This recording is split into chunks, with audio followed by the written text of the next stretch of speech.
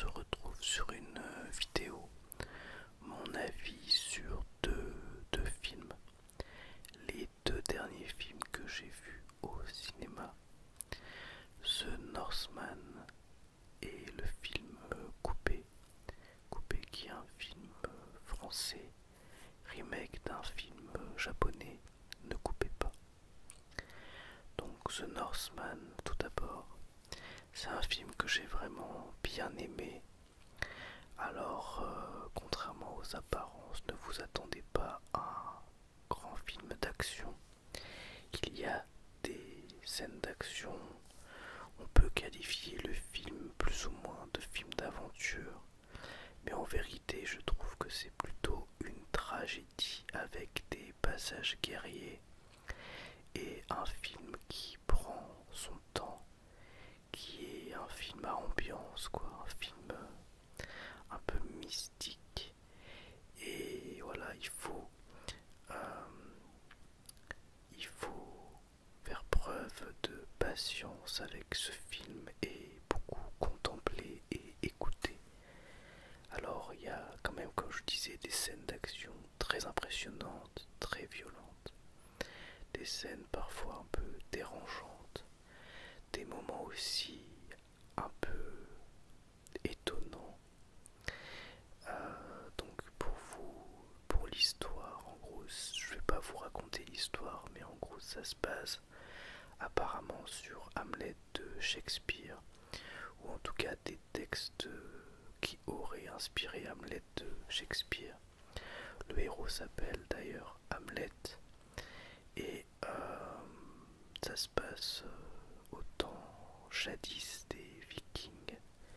Et donc c'est une histoire de vengeance qui se transforme en tragédie. Les acteurs sont incroyables. Surtout, alors j'ai oublié son nom donc je vais vérifier.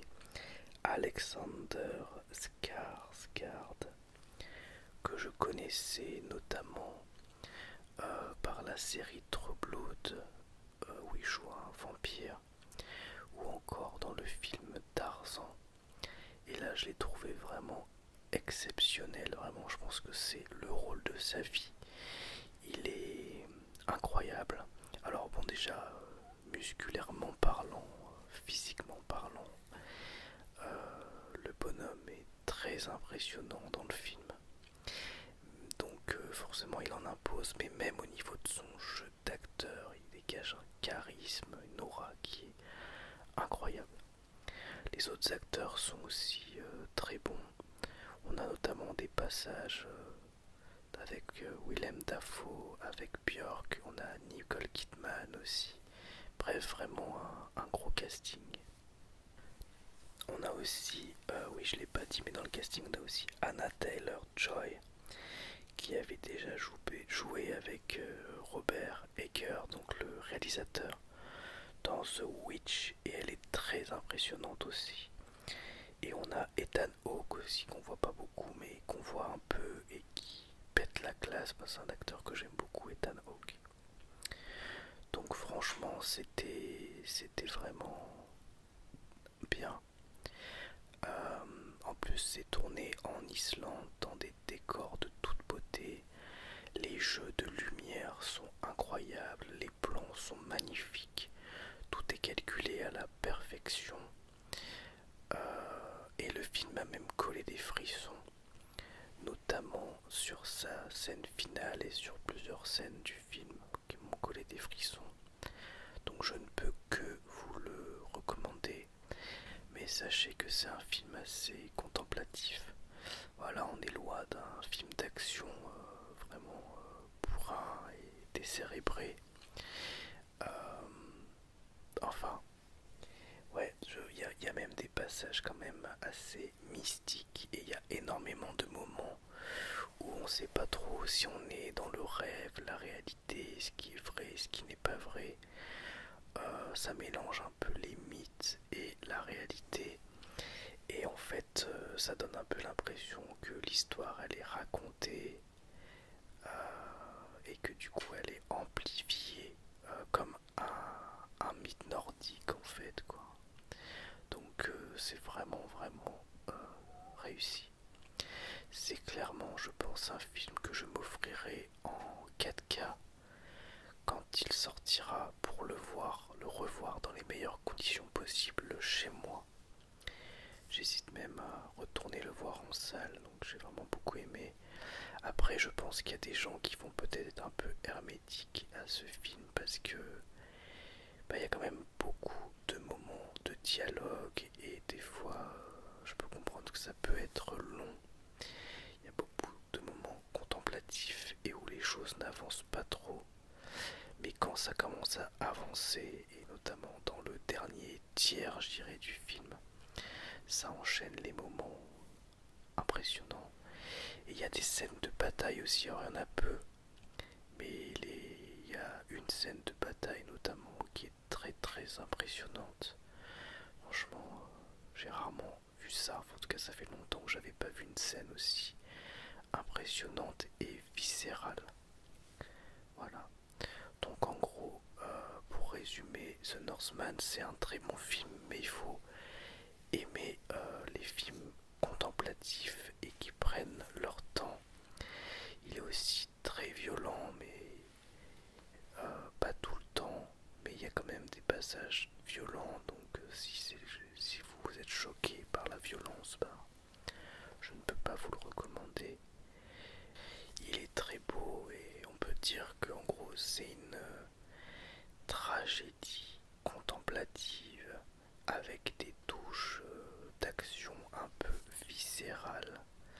Je sais pas trop comment on pourrait qualifier le film. Un genre de film d'aventure mystique dans l'univers des Vikings sur fond de tragédie shakespearienne, voilà. Vraiment, vraiment bien. Je vous recommande en tout cas, si le film vous intéresse, d'aller le voir en salle. Parce que clairement, c'est un film qu'il faut voir en salle.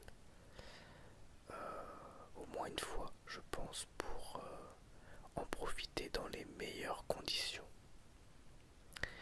Et voilà, et maintenant je vais passer au film coupé.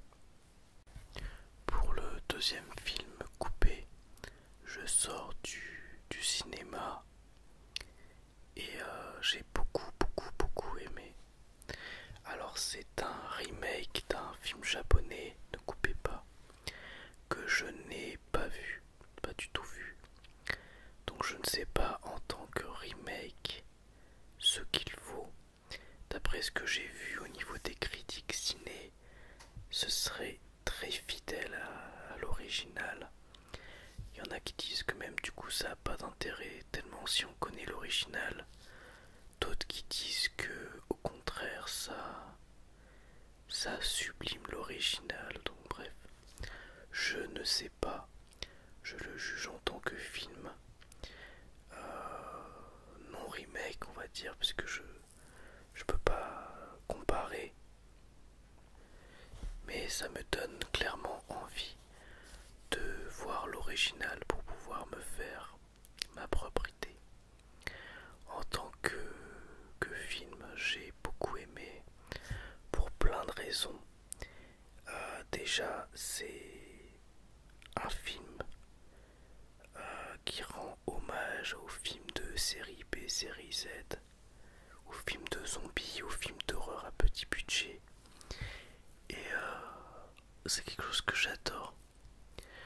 Ensuite, c'est un film qui est très drôle. Il y a beaucoup de moments qui m'ont beaucoup fait rigoler. Et ça fait longtemps que j'avais pas ri comme ça au cinéma. Franchement, ça c'était top. Donc je peux pas vous raconter l'histoire. Parce que clairement, en fait je vous spoilerai trop. Sachez juste que même si vous avez du mal à accrocher au début du film, que vous n'êtes pas trop film d'horreur à petit budget et tout ça, essayez vraiment de vous accrocher parce que le film prend une direction un peu différente par la suite et justifie tout ça. Et c'est vraiment drôle, vraiment touchant. Et on se rend compte vraiment de plein de choses. Et on redécouvre un peu vraiment ça vaut le coup. Au niveau des acteurs, ça fait le taf carrément. Alors ça c'est marrant de voir certains acteurs connus et reconnus jouer par moments assez mal, mais c'est voulu, donc ça marche. Et, vraiment c'est drôle. Et si vous aimez les films de genre, les films d'horreur, si vous aimez le cinéma, ou si vous avez envie de passer un bon moment et de vous marrer, bah moi je vous recommande vraiment ce film. Alors si vous faites partie des quelques personnes qui ont vu l'original, bah n'hésitez pas à me dire du coup s'il y a une plus-value ou pas par rapport au film d'origine. Bon, je pense au moins que ça aura le mérite de mettre en avant l'original aussi. Mais quoi qu'il en soit, j'ai passé un très bon moment au cinéma et, vraiment j'ai beaucoup aimé, beaucoup aimé. Désolé de ne pas en dire beaucoup plus sur le film parce que tout simplement si j'en dis trop, si j'en dis plus, je vous spoil absolument tout. Mais c'était bien quoi. Voilà donc pour cette vidéo ASMR, mon avis sur The Northman et le film Coupé. J'espère en tout cas que ça vous aura plu et je vous dis à bientôt pour une nouvelle vidéo ASMR. Au revoir, merci à tous.